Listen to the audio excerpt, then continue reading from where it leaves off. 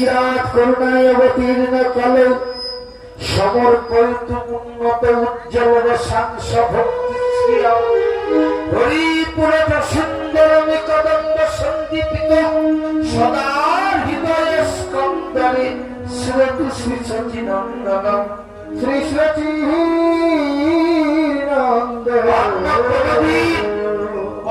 কোন যুগে এইরকম নামের ব্যবস্থা ছিল না গো। এ ভক্ত মন্ডলী নয়, একমাত্র কলিযুগের জন্য। কলির যুগ ধন্য আর কলির জীব ধন্য।